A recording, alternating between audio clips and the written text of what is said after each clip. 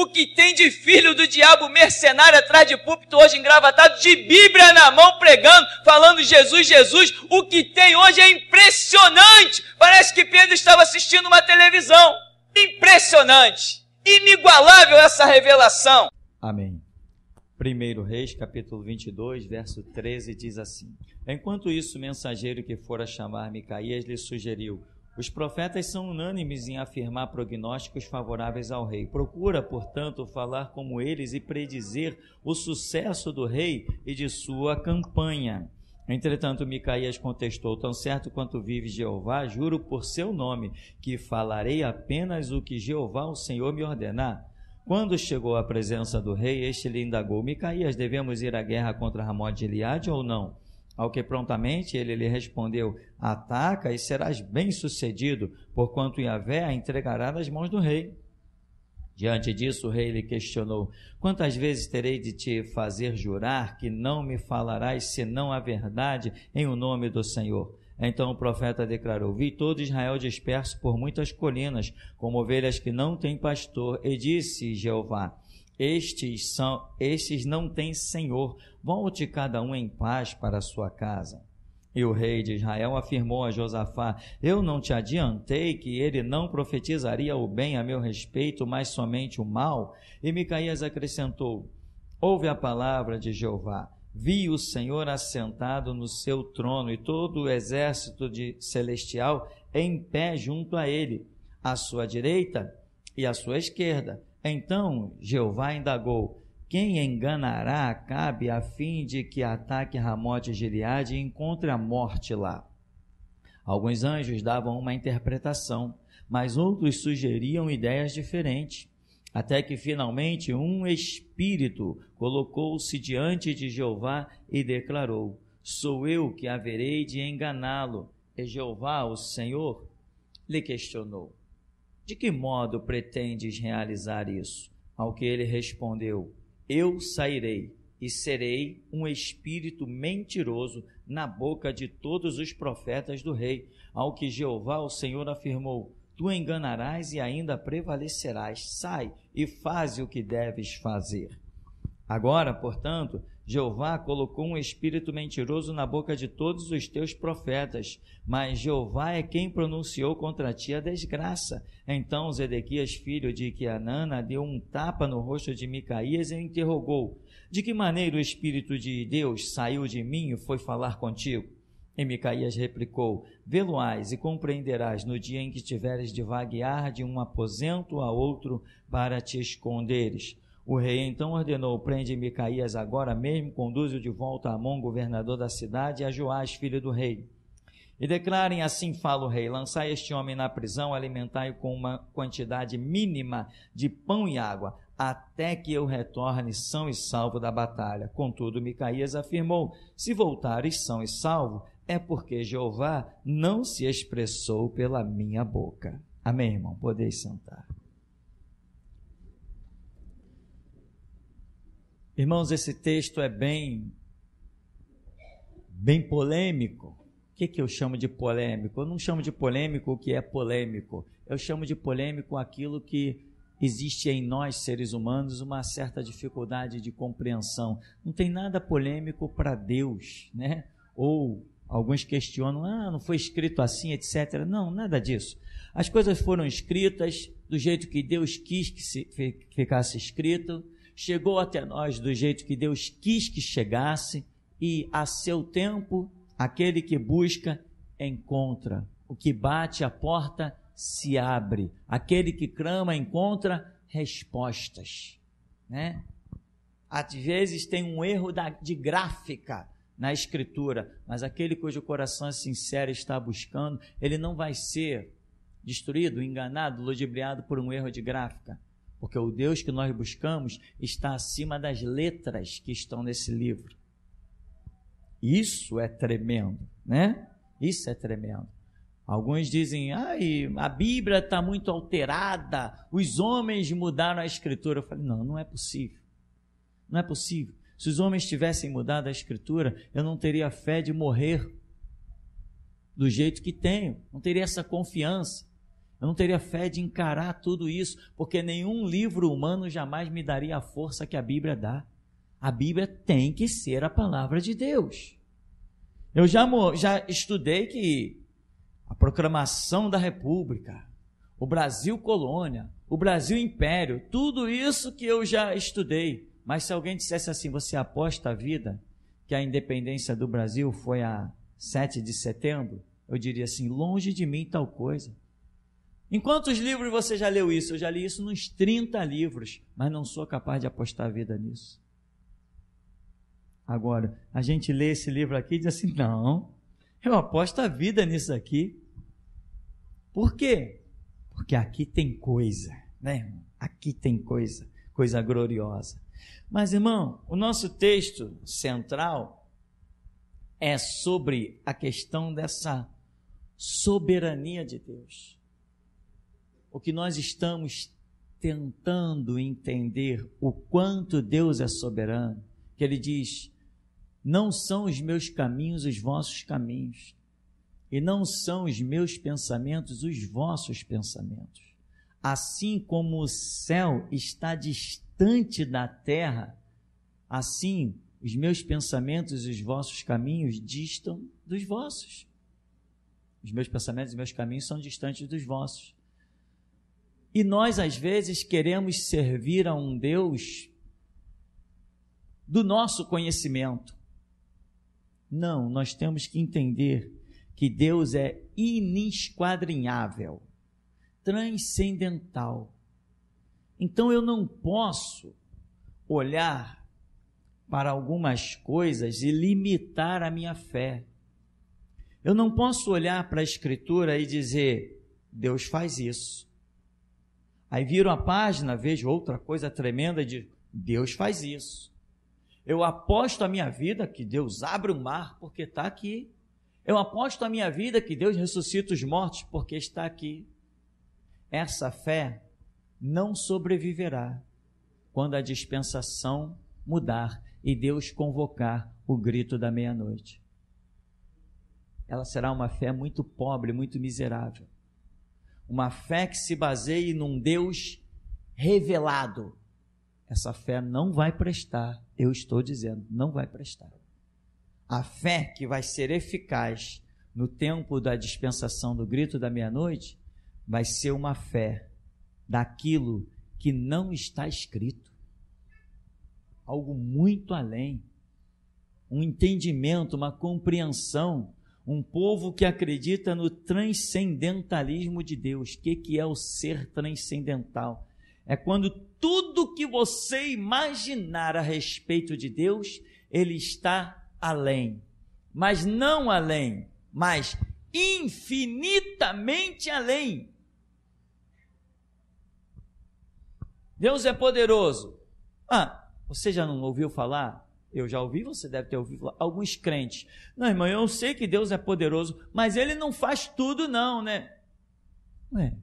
Então é um poderoso que é limitado, na opinião de alguns crentes. Não, na minha opinião, é um poderoso ilimitado. Se eu estiver diante de um vale, eu preciso chegar do outro lado. Eu estou num monte, tem um vale, um abismo, eu preciso chegar do outro lado do monte. Não tem como, é impossível. O que é impossível para mim é possível para Deus. Se eu precisar flutuar, Ele me fará flutuar. Se eu precisar mergulhar e ficar 10 minutos debaixo da água, Ele me fará assim. Mas, pastor, quanto tempo você fica debaixo da água? Eu acho que uns 5 segundos. Mas se eu precisar ficar 1 hora, Ele fará assim. Mas na Bíblia ninguém ficou, meu amigo, mas o meu Deus vai além da Bíblia, os pensamentos dele são muito altos, a sua capacidade é transcendental, ele é o infinito. O ser infinito de Deus é algo que nossa mente não alcança hoje, não alcançará depois de sermos salvos e não alcançaremos nunca, jamais, ao ponto de sabermos até que Jesus Cristo foi criado. Existiu um tempo que Jesus Cristo não existia, porque ele é chamado de Filho. Filho é o que vem à existência depois do Pai. Ele é chamado unigênito, ele foi gerado. Agora imagine Deus. Imagine alguma coisa que não tem início. Pensa com calma, porque senão te dá até dor de cabeça. Sua mente força a tal ponto que você não consegue compreender, você não consegue detectar. Então, Jesus, Deus criou Jesus, o seu Filho amado. Então Jesus, dali para frente, se tornou o eterno. Uma eternidade muito tremenda que Jesus chega a ser chamado de o Pai da eternidade. Então, a eternidade de Jesus é tremendamente superior ao que nós conhecemos como eternidade. Imagine você um tempo que não acabe. Imagine você uma situação infinita para você, infinita. Isso que nós chamamos de infinito não é infinito para Jesus. Para ele não é infinito. O que nós chamamos de infinito, de eternidade, coisas que não acabam, foi Jesus que criou isso com princípio e fim. A eternidade dele está acima dessa que hoje nós conhecemos. E o Pai, que sequer teve um princípio, Deus não se autogerou, como dizem os teólogos mais renomados, Deus não tem princípio, ninguém criou Deus, Deus se autogerou. Não, Deus não se autogerou. Ele sempre existiu. Aí como? Como que algo sempre existiu? Sempre existiu. Isso é ou não é complicado? Isso é complicado. E quando a Escritura diz que ele é santo, que nós já vimos que santo é ser separado. Ele habita em luz inacessível. Não fica repetindo minhas palavras não, tá? Escuta. Ele habita em luz inacessível. Ou seja, ninguém pode ter acesso, porque ele é santo, ele é separado. Ou seja, nessa separação está a sua soberania. Ninguém consegue chegar a ele se ele não quiser chegar a alguém. E a soberania, a santidade de Deus é tão tremenda que ele, agora escuta isso, que ele não pode se revelar a você. Ele não pode se manifestar a você. De tão tremendo e tão destacado e tão diferente que ele é, ele não pode se revelar a você. Todo contato do homem com a divindade está limitado na pessoa do Senhor Jesus, o mediador entre Deus e os homens, o eterno sumo sacerdote. Deus é muito além, irmão. Por isso que eu botei um testezinho lá no grupo e foi inaceitável o conceito de pessoas dizerem assim, Deus não peca. Ei, faltou algumas aulas do seminário. Não se pode classificar Deus com pecado ou não pecado. Não se classifica Deus com certo e com errado. Para Deus tudo é certo. O que ele, a essência dele, o ser dele, não está limitado ao ser de um ser humano, ao ser de uma criatura angelical, nada disso. Então eu não posso nunca dizer, Deus é santo porque ele não peca. Como não peca? Não peca em quê? Adultério? Mentira? Como não peca? Ele é tão tremendo, tudo emana dele. Então, se eu crio uma regra, eu estou superior a regra. Se eu crio uma lei, eu sou superior à lei. Então eu crio lei e regra. Deus criou leis e regras para o homem andar nelas. O homem erra ou acerta se ele anda ou não na regra de Deus, mas Deus não tem regra. Não se pode nunca dizer que Deus não peca. Isso é absurdo. Na realidade de Deus, isto é absurdo. Quando eu digo Deus não peca, significa que eu estou querendo dizer que Ele não faz as coisas que eu faço. Deus não peca porque Ele não adultera que nem eu. Deus adulterar? Deus, relação sexual? Não, Deus não peca porque Deus não mente que nem eu. Deus, lá na eternidade, o conceito de mentira que tem aqui tem a ver com o conceito de mentira lá da eternidade? Não, o meu mundo é fechado dentro de um globo terrestre. O de Deus não. É uma coisa muito tremenda, muito alta.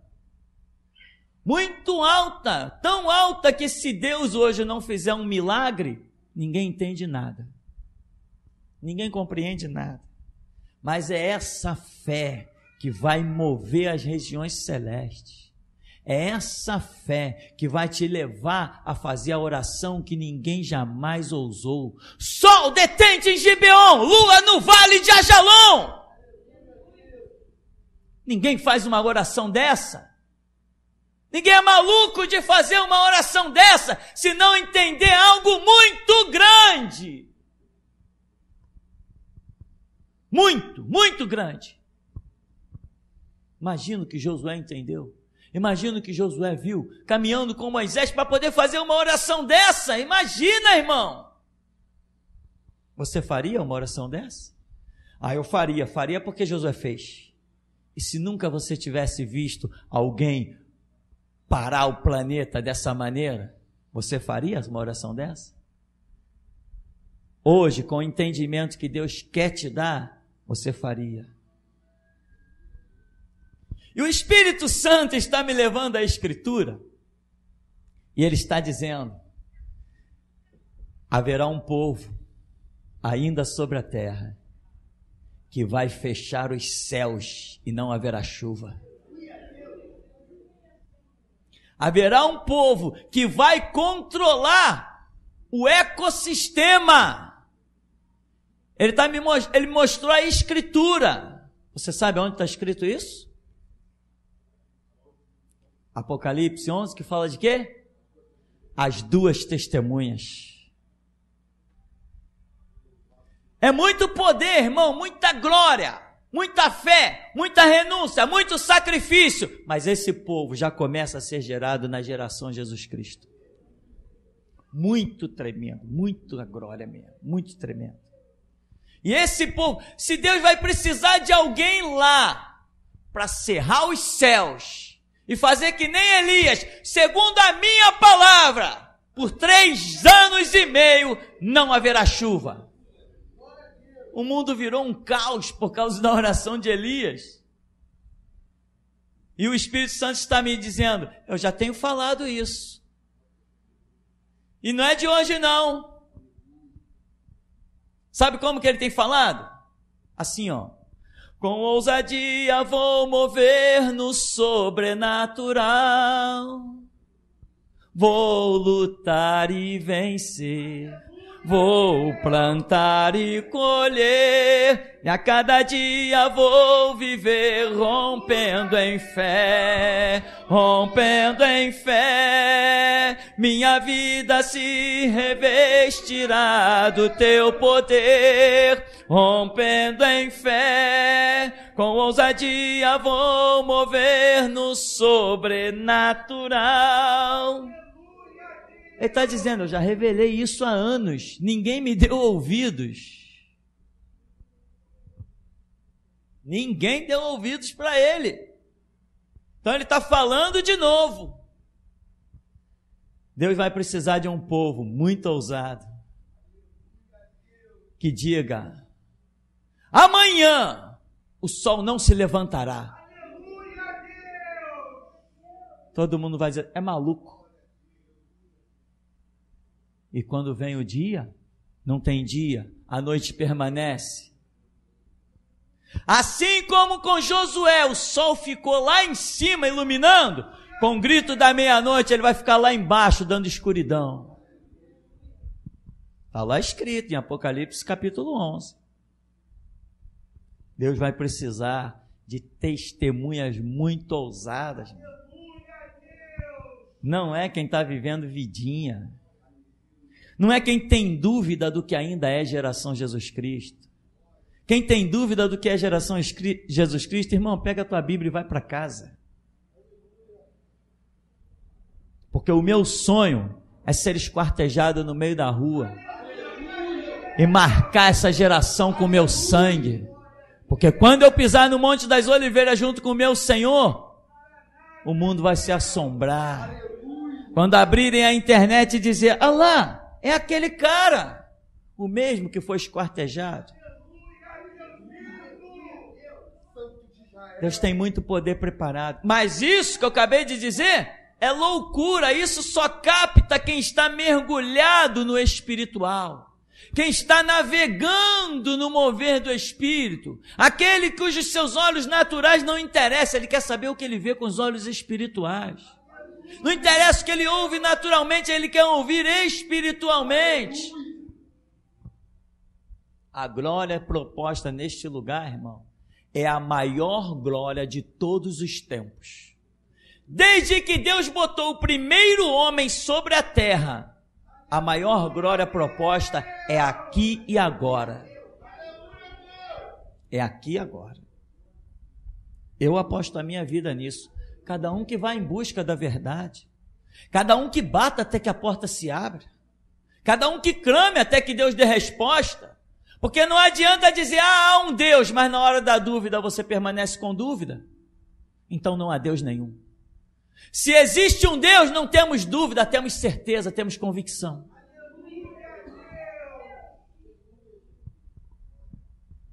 Aonde há Deus, não pode haver dúvida. Porque onde há dúvida, não há fé. E sem fé, é impossível agradar a Deus.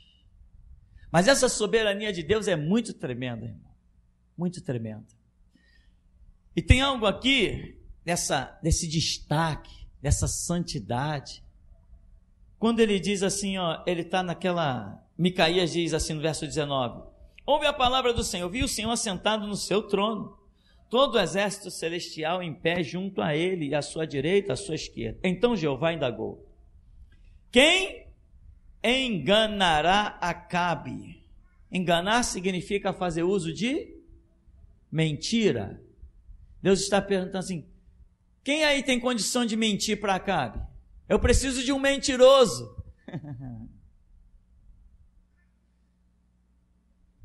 Aí alguns dizem assim: não, mas Deus não pode fazer isso, porque Deus não pode pecar. E quem foi que disse que ele está pecando? Ele é Senhor absoluto, ele faz o que quer. Quem foi que disse que ele está errando? Ele disse: eu preciso de um mentiroso. Aí Deus olhou assim, milhares de anjos para um lado, milhões para o outro lado. Eu preciso de um mentiroso que persuada Acabe. Quem aí? Aí os anjos: não, Senhor, nós pensamos nisso. Aí ele falou: não, isso ainda não está bom. Eu quero uma ideia melhor. Ele tinha a solução, mas ele queria contar com os seus servos. Amém, irmão? Jesus tem a solução para a humanidade, mas colocou a sua ação na mão da sua igreja. Se a sua igreja clama por justiça, ele manda o anjo da justiça descer. Se a sua igreja cruza os braços, ele também fica quietinho, porque os passos de Deus estão na sua igreja. Se a sua igreja para, Deus para. Se a sua igreja se mexe, Deus se mexe. Muita gente não entendeu nem isso. Não, irmão, eu levo a minha vida religiosamente. Eu vou para a igreja, eu vou para a minha casa, e eu escutei de uma senhora, no apartamento onde eu moro, ninguém nem sabe que eu sou crente. Eu entro para dentro do meu apartamento, toco a minha vida, sou aposentada, fico lá, vejo a minha televisão, leio a minha Bíblia, canto o meu hino, e depois no dia da igreja eu vou para a igreja. Ô desgraçada, cava um buraco e vai para o inferno. Inútil. Onde fico? Meu pai trabalha até hoje, eu trabalho também. Se todos nós fôssemos acomodados, nenhum de nós estaria aqui. Se todos que foram crentes antes de nós não tivessem a disposição para dar um folheto, para dar uma palavra, para fazer uma oração, nenhum de nós estaria aqui, irmão. Deus não salvou nenhum de nós diretamente, todos nós fomos salvos porque Deus usou alguém. Todos! Por isso que Paulo fazia viagens missionárias, Pedro fazia viagem, Tiago fazia viagem, Tomé foi para lá na África e foi ser martirizado lá na África. Para que Tomé foi pregar lá na África? Porque se ele não vai, o Espírito Santo também não ia. Se ele não fosse, a palavra não chegaria. Evangelistas somos nós, não Deus. Ele não sai por aí viajando, pregando de canto em canto. Ele quer contar com a sua igreja. E Deus ali está querendo contar com os seus anjos. Aí diz assim: outros sugeriam em ideias diferentes. No 21, até que finalmente um espírito colocou-se diante de Jeová e declarou: sou eu que haverei de enganá-lo. E Jeová, o Senhor, lhe questionou: de que modo pretendes realizar isso? Ao que ele respondeu: eu sairei e serei um espírito mentiroso, mentiroso na boca de todos os profetas do reino. Ao que Jeová, o Senhor, afirmou: tu o enganarás e ainda prevalecerás. Sai e faz o que deves fazer. E lá foi o mentiroso. Mas o mentiroso não consegue falar pelo veículo da verdade. Ele diz: eu serei um espírito de mentira na boca dos profetas do rei que são mentirosos. Se aqueles profetas fossem verdadeiros, ele não ia conseguir empreender essa missão. Aí Deus falou assim: eu estou vendo, eles são mentirosos, então tu vai lá para enganar eles? Então vai, acaba com eles. Agora, detalhe, né? Deus não poderia ter matado logo esse cara? Esse rei terrível. Esse rei era terrível. E Deus está planejando a morte dele. Ele tem que cair. Quem vai enganar esse cara para ele cair morto lá em Ramote Gileade? É o que Deus quer.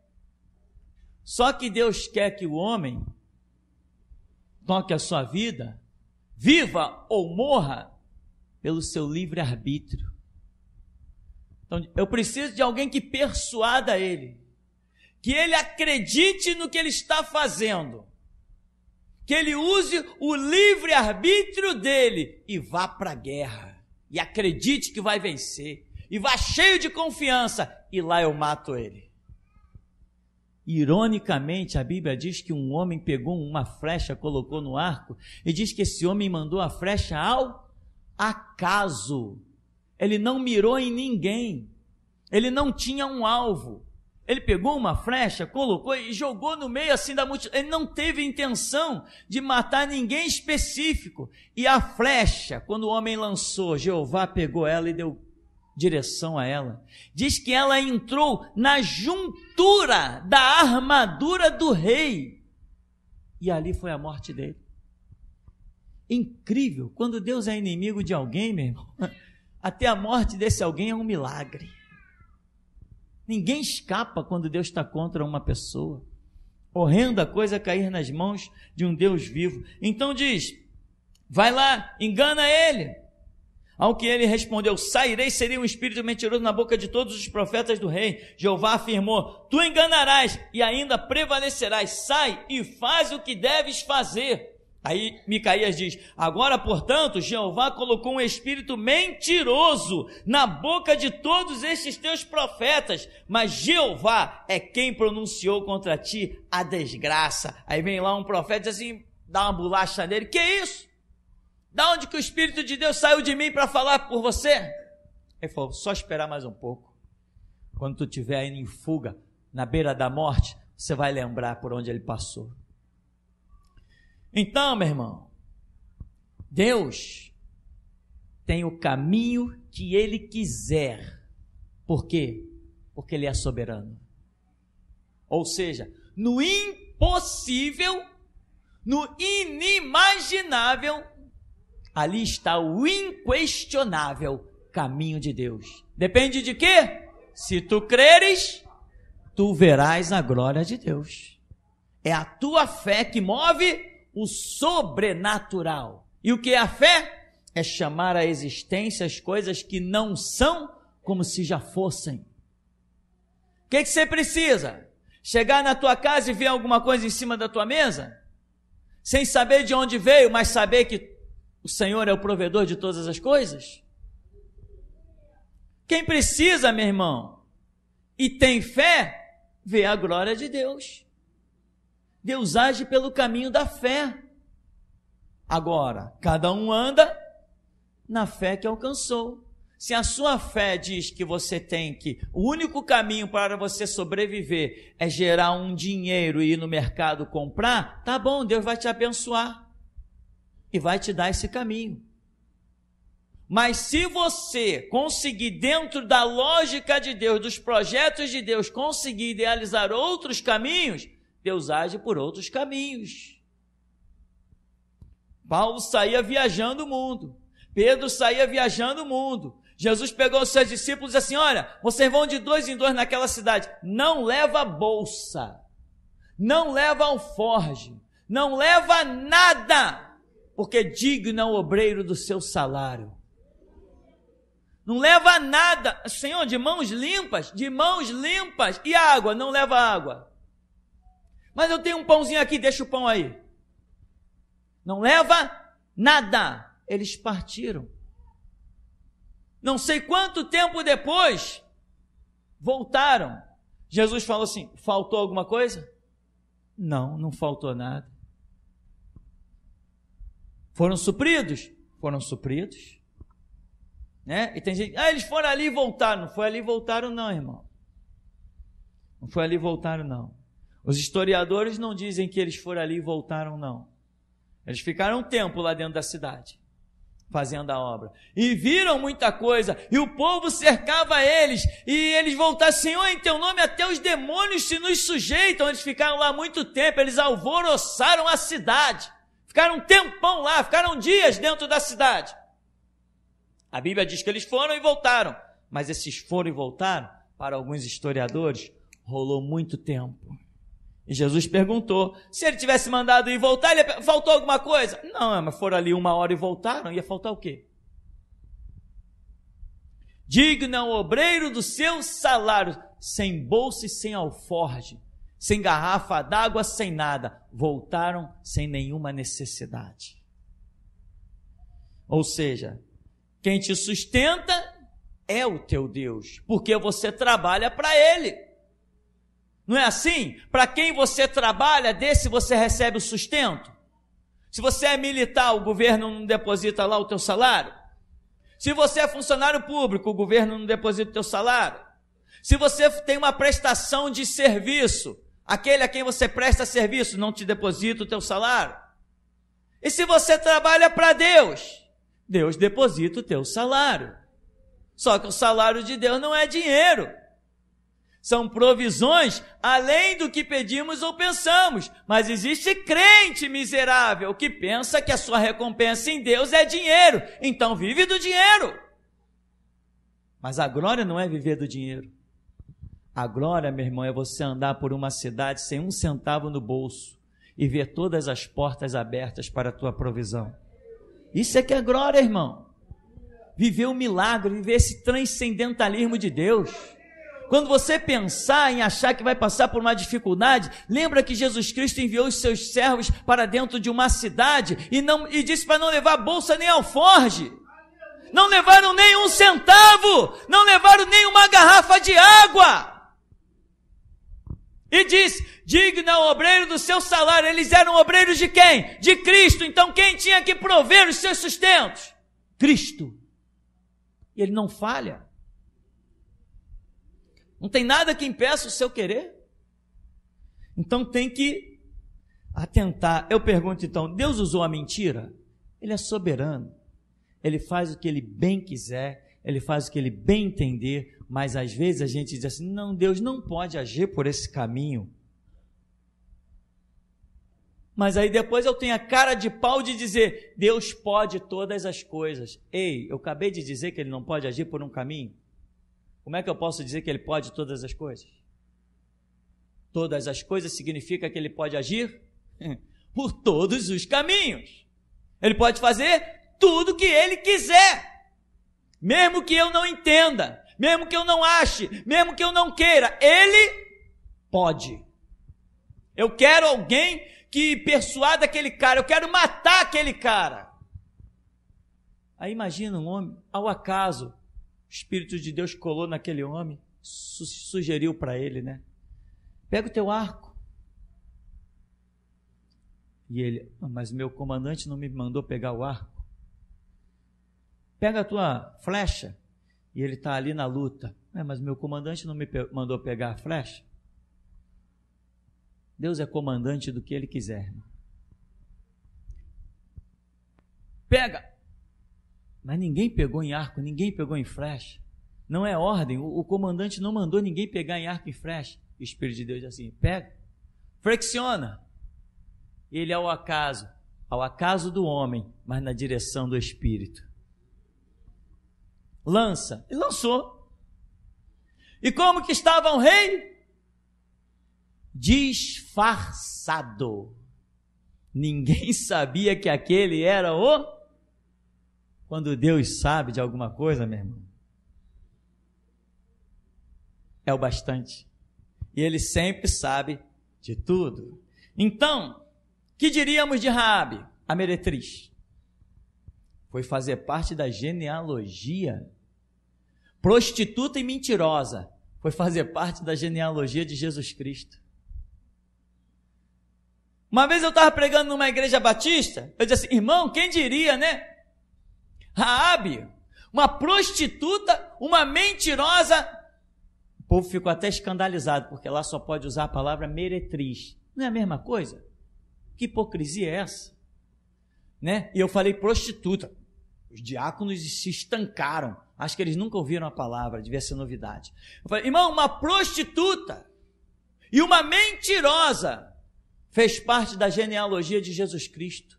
Cristo tinha o DNA de uma meretriz. Sabe por quê? Porque ela creu. E quando você crê, você rompe todas as barreiras.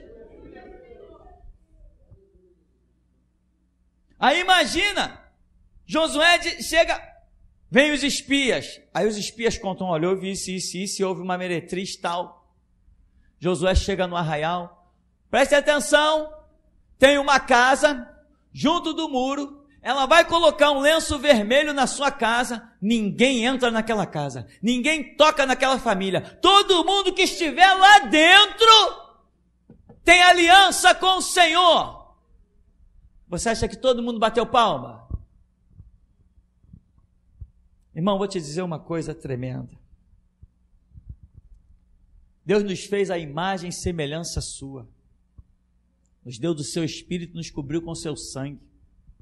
E às vezes nós, seres humanos, tomamos atitudes que são inquestionáveis, porque faz parte de uma dimensão espiritual muito alta que nenhum outro alcançou, foi só um homem no planeta.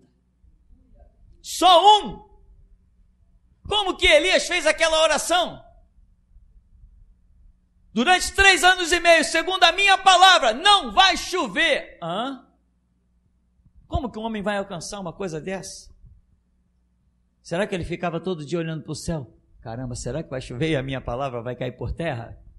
Não ficava olhando para o céu. Ele sabia o que tinha dito, sabia quem ele era, a posição espiritual, sabia que podia dizer aquilo, que Deus ia honrá-lo. Resultado, tem coisas que nós fazemos porque somos imagem e semelhança de Deus. Por isso que eu digo, irmão, nunca questione uma liderança, porque se a liderança tivesse com a mente no nível da sua, não seria a sua liderança. Se eu pensasse que nem você, eu não seria o seu líder. O líder é o camarada que tem a maior visão, não é isso? Não é por isso que o Brasil está uma desgraça? Porque os que são líderes não são líderes. Me põe para governar o Brasil que eu te mostro se em 30 dias essa nação não se transforma numa glória.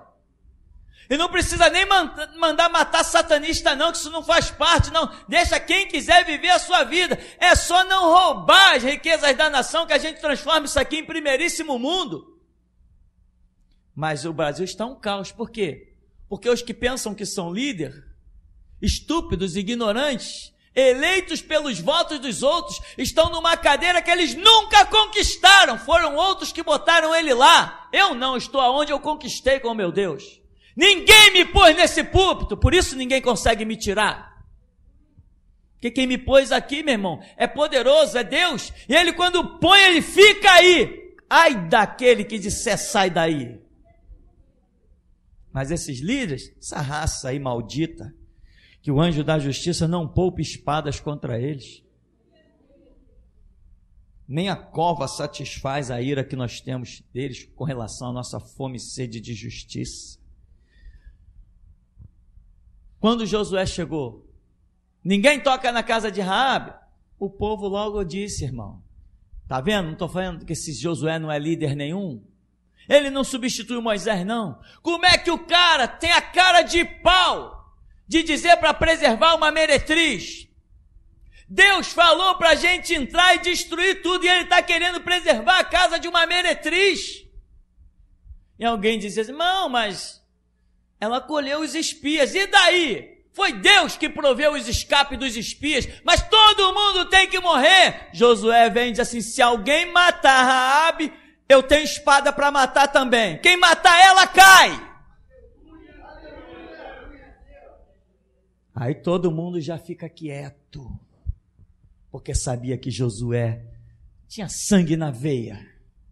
A memória de Acabe, a memória de tantas outras coisas.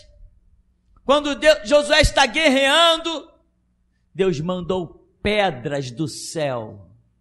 Pedras.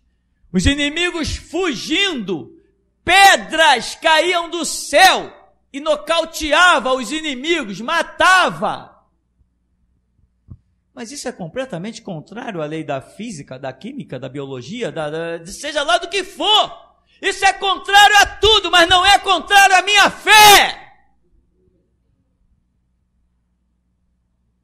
O grito da meia-noite, irmão, não vai poder ter essa fezinha que nós temos. Por isso, começa a te alimentar seriamente daqui. Peça a Deus, Deus, me dá graça para discernir o meu tempo, aquilo que eu realmente posso dedicar a Ti. Deus, me dá graça para administrar o meu tempo, de modo que eu consiga colocar-te em primeiro lugar na minha vida. Você precisa fazer essa oração, meu irmão. Senão não sobrevive. Fica falando besteiras. Não entende as coisas. Aí a vida fica uma desgraça. Pastor, minha vida está uma desgraça. O que tu quer? Que eu te mate? Ou quer dinheiro para o velório? Se a tua vida está uma desgraça, é problema teu, que a minha não está. O Deus que eu sirvo é o que eu prego. A Bíblia que eu ensino é a que eu vivo. Se a tua vida está uma desgraça, vai para o inferno. A minha não está uma desgraça, porque eu levo esse Deus a sério. Diante dele eu curvo a fronte, eu dobro os joelhos, eu confesso que ele é Senhor, eu amo, eu sou apaixonado por ele.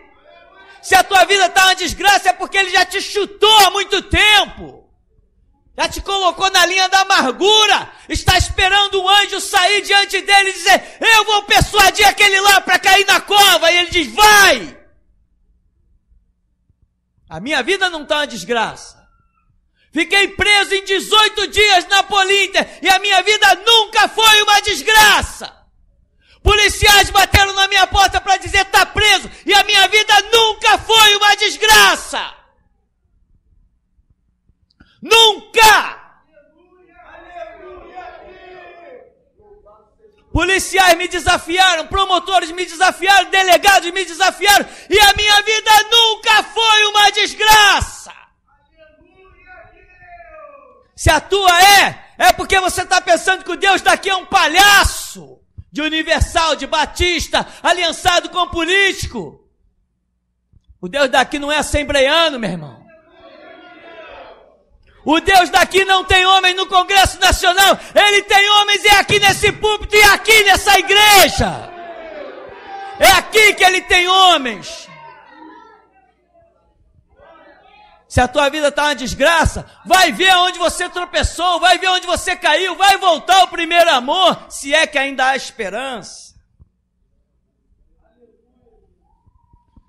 Quando Josué está dizendo, Raabe vai ficar de pé, e tem gente murmurando. Aí ele saca a espada e ele diz, estou falando que Raabe vai ficar de pé. Mas ela é uma mentirosa, melhor a mentira dela do que muitos falsos verdadeiros que tem no arraial de Israel. A mentira dela preservou a vida de 12 homens. E tem aí uns verdadeirozinhos que não fazem nada para ninguém. Ela fica de pé. Ai daquele que estender a espada contra ela. Deus está salvando mentirosos?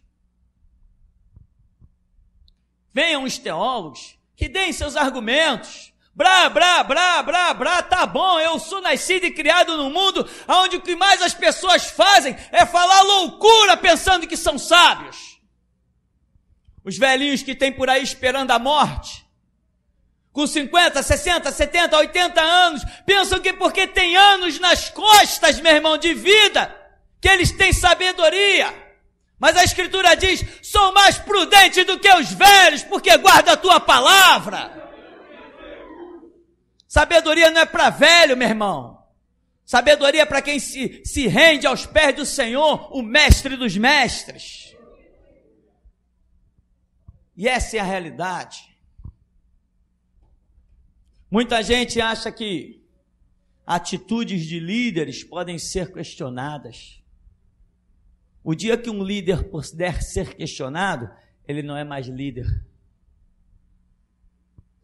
O dia que um líder entrar em xeque, ele não é mais líder. Eu não sei tudo. Longe de mim tentar usurpar tal cadeira. Mas às vezes eu falo algumas coisas e uns irmãos chegam perto de mim, na boa intenção, pastor, não entendi. Um tempo atrás o pastor falou isso, agora outro tempo o pastor falou isso. Aí o Espírito diz assim, diz para ele isso. Eu falo isso. Caramba, pastor, nunca tinha visto por esse lado.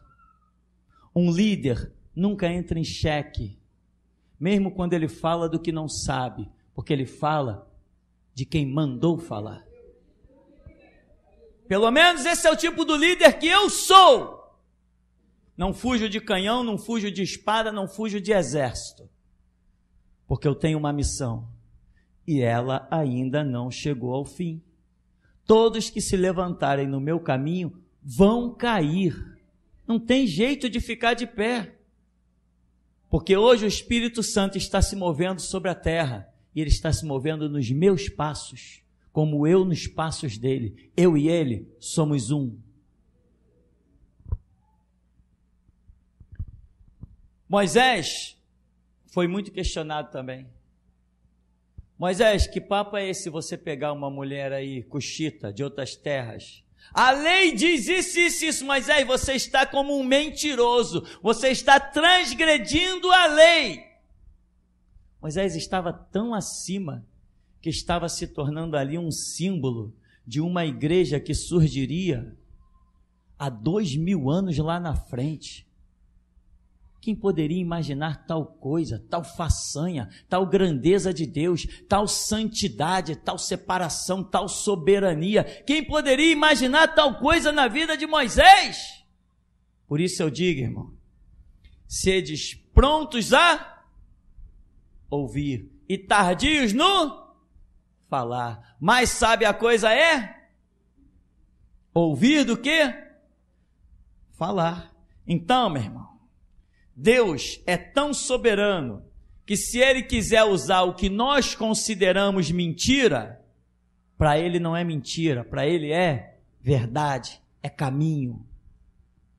Ele usa o caminho que Ele quiser. Nós somos limitados, Ele ilimitado. Isto é ser santo, isto é ser soberano, quando as regras que nos limitam jamais limita a Ele.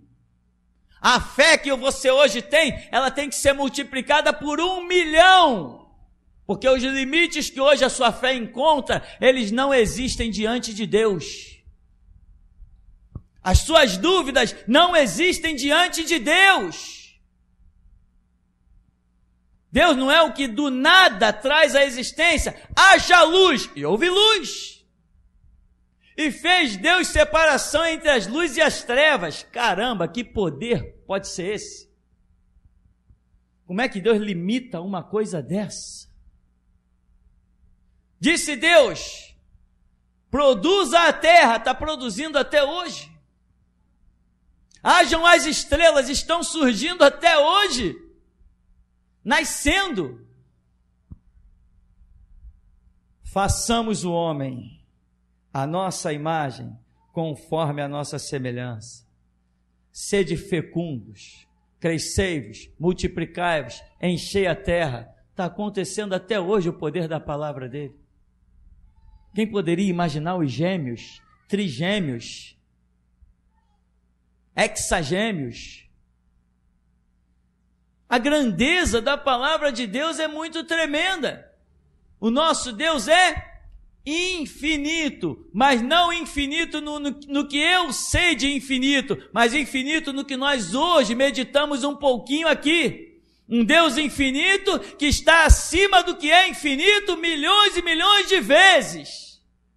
Isso é o infinito de Deus. Soberano de tal maneira que nem quando eu estiver na eternidade salvo, ainda assim não poderei entender a grandeza dele. Isto é Deus. Então, para nós concluirmos,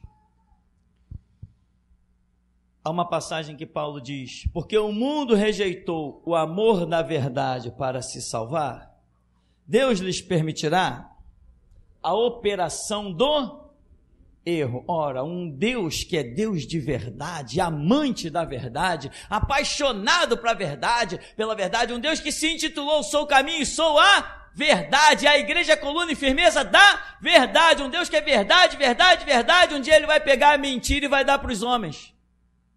Rejeitar o amor da verdade, Deus lhes permitirá a operação do erro. Ou seja, vai permitir a operação de Satanás, que é chamado de o pai da... Deus usa o caminho que ele quiser, irmão. Deus usa o caminho que ele quiser para fazer o mal, para fazer justiça, e usa o caminho que ele quiser para me honrar, se eu o honrar também. Então não há infinito, não há impossível para o que Deus pretenda fazer na minha vida. Se ele ordenar alguém que me traga o prato de comida e esse alguém não vier, ele ordena aos anjos que desçam e ponham a minha mesa. E se os anjos, se ele não achar anjo para fazer isso, ele de alguma maneira o fará, de maneira que eu não entendo, não compreendo, mas é certo que aquele que me honra, honrarei, diz o Senhor. E até aqui nos tem ajudado o Senhor. Pastor, agora já no finalzinho da pregação, eu via a porta de fora da igreja, tinha um cavalo muito alto, branco, muito alvo, e tinha um cavaleiro nele. Esse cavaleiro estava com a espada já desembainhada. Ele saía no sentido esquerdo da igreja, e ele saía passando essa espada, pastor, em várias pessoas que vinham na direção da igreja. Ele passava no pescoço, ele passava, enfiava na barriga, uns ele degolava a cabeça toda. Enfim, pastor, eu vi ele fazer isso em muitas pessoas. Foi o que eu vi, pastor Paz. Paz, pastor. Pastor, antes de começar tudo, o senhor estava começando a dedilhar e orar, né? E antes do louvor, eu vi entrar um anjo nas portas de trás do púlpito, nas janelas, né? Ele entrou e ficou posicionado entre o microfone de oportunidade dos irmãos e o púlpito. Pastor, ele estava com uma trombeta na mão. E ele tocava essa trombeta. O Senhor deu início ao culto. E em seguida o Senhor cantou aquele hino. Tocou a trombeta no céu. Quando o Senhor começava a louvar esse hino, vinha uma quantidade muito grande de anjos. Entravam por essas janelas e ficavam dentro da igreja, ouvindo aquele anjo tocar aquela trombeta, como sinal de vitória mesmo. Foi o que eu vi, pastor. Paz.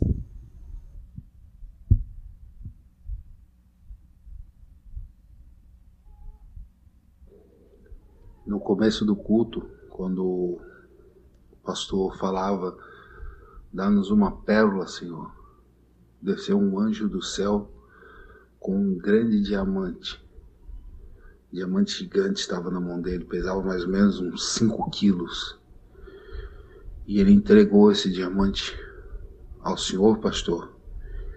E o Senhor pegava esse diamante e botava ele em cima do púlpito onde estava a Bíblia estava aberta, e o Senhor botava esse diamante em cima da sua Bíblia, e ele se desintegrava assim e sumia dentro da Bíblia do Senhor. Amém. No primeiro louvor, quando o pastor estava cantando, eu vi um anjo jogar uma flecha do céu. E aí o Senhor começou a falar coisas incríveis. O Senhor começou a falar no meio do louvor depois dessa flecha. Amém. Enquanto a igreja louvava, eu vi como que se de fora da igreja eu estava na visão, e eu vi de dentro da igreja emanando um poder,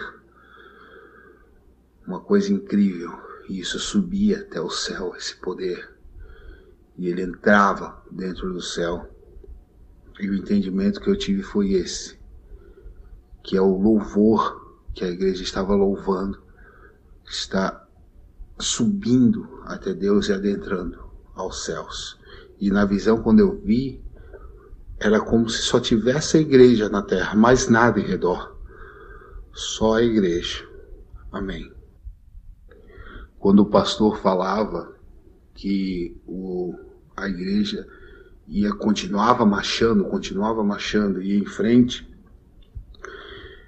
eu vi o pastor na frente e atrás toda a igreja marchando, seguindo em frente.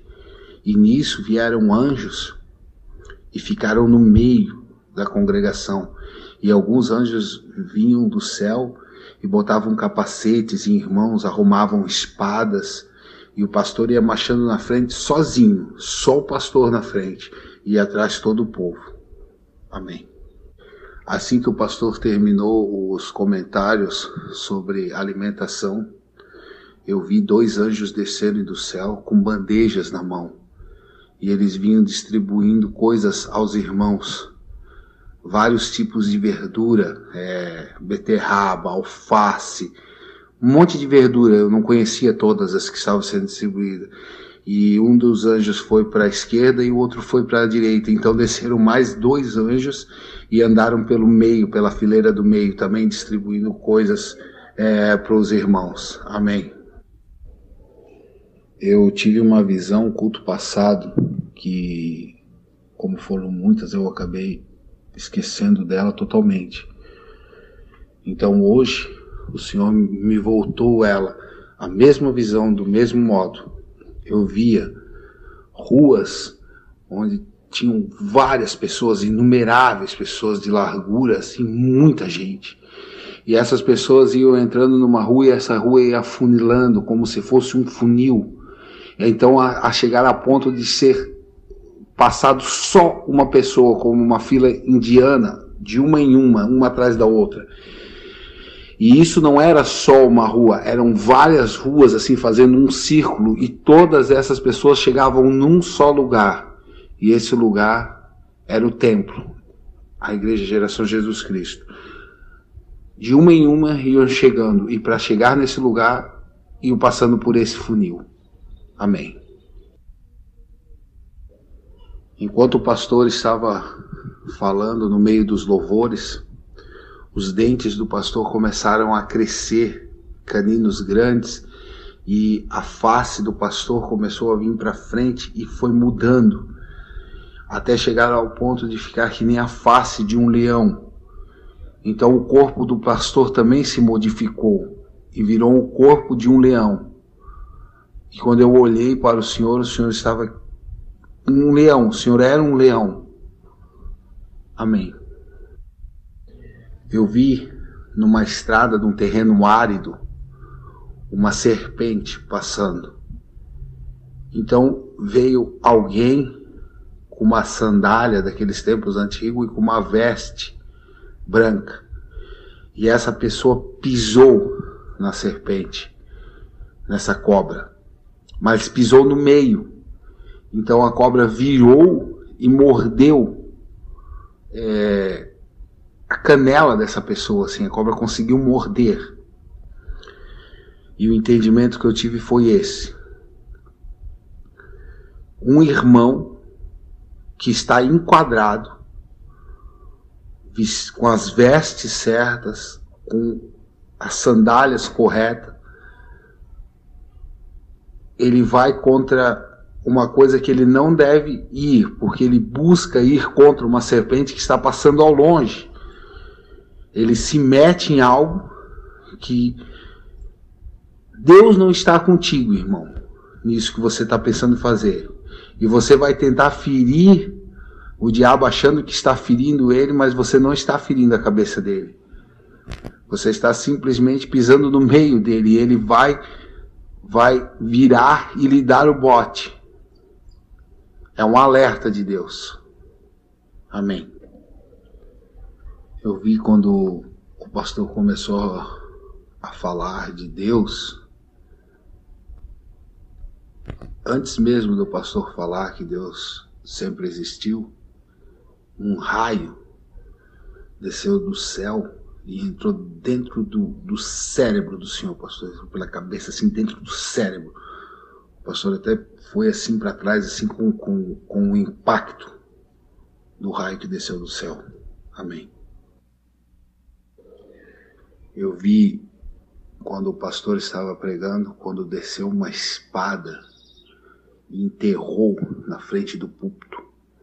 E essa espada não era uma espada comum, era uma espada de pérola, era uma espada toda de diamante, assim. E no cabo dela, onde pega a mão, tinha um anjo sentado nela. E ela ficou de frente para os irmãos. E alguns irmãos levantaram, um irmão levantou e foi até a espada para pegar ela. E o anjo fez sinal com a mão, não. E esse irmão sentou, outro irmão levantou e também veio. O anjo disse não. E ele sentou, esse também. Então o Senhor, o pastor saiu do púlpito, foi até lá, e o anjo subiu para o céu e o Senhor pegou a espada, levantou ela assim, ficou olhando, admirando a espada e embainhou ela na sua cintura pela parte da frente. Amém. Eu via, quando o pastor falava de provisões, quando a igreja se transformou numa grande vinha. Não sei se todos conhecem vinha. As uvas ficam por cima, assim. E assim foi na igreja, ficou por cima da igreja e fechou, mas uma vinha muito produtiva, muito produtiva. Ela tinha uvas que não tinham espaço para tantas uvas. E o pastor continuou pregando sobre provisões. Enquanto o Senhor pregava, pastor, alguns irmãos levantavam da sua cadeira e pegavam cachos de uva. E enquanto o pastor ia pregando, comiam aquelas uvas. Amém. Enquanto o pastor ia pregando, aquela espada de cristal ficava na mão do pastor. Numa mão um microfone e na outra mão aquela espada, assim como um diamante ela era, assim. E o pastor pregava com aquela espada e o microfone na outra mão. Então eu fiquei olhando e a espada ao meu ver, parecia que tinha se tornado o braço do pastor, mas não era isso. Eu olhei mais perto e a visão foi se mostrando que aquela espada estava entrando no braço do pastor. E ela entrou pelo braço e foi até o peito, até sumir. E virou uma só coisa com o pastor, aquela espada. Então dos braços do Senhor, pastor, saíram como que penas do próprio braço. Assim, por trás do braço, assim, saíram penas até as costas, assim, e o Senhor ficou com aquelas penas brancas e com um brilho tremendo, assim. A visão que eu vi veio da frente e eu fui até nas costas do Senhor, vendo isso. Amém. Quando o pastor falou que o anjo da justiça desceu porque houve um povo que orou por justiça, eu vi o anjo da justiça longe da igreja. Ele estava assim com um homem na mão e com a sua espada apontada para esse homem.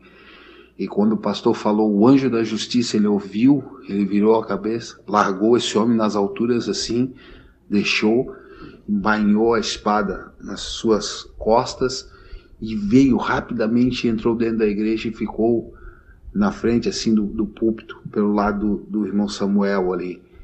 E ali ele ficou e o culto foi decorrendo, e mais na frente no culto, o pastor começou a falar que se o Senhor governasse a nação, iria ser bem melhor, porque não ia ter roubos. Enfim, nessa parte da pregação, o pastor falou assim, que o anjo da justiça pegue esses políticos, ou vá atrás desses políticos. Nessa hora ele saiu correndo pelo meio da igreja e saiu voando de dentro da igreja.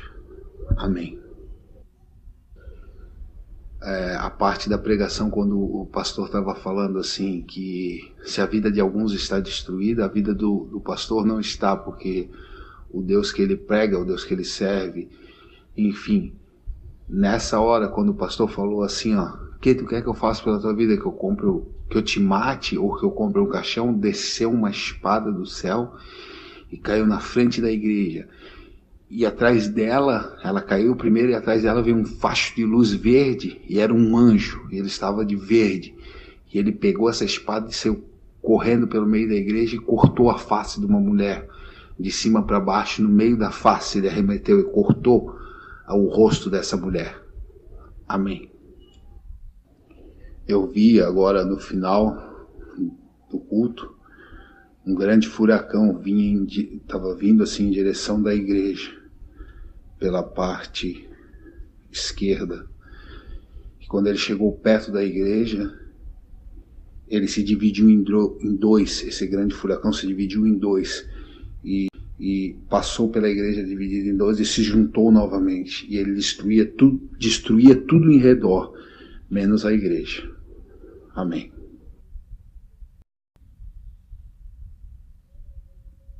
Aleluia, André, tá?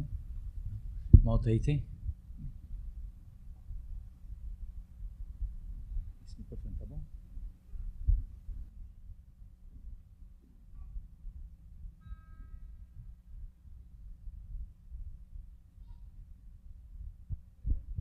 Pastor, via aqueles filhotes de leão entrarem aqui dentro e um deles me olhava.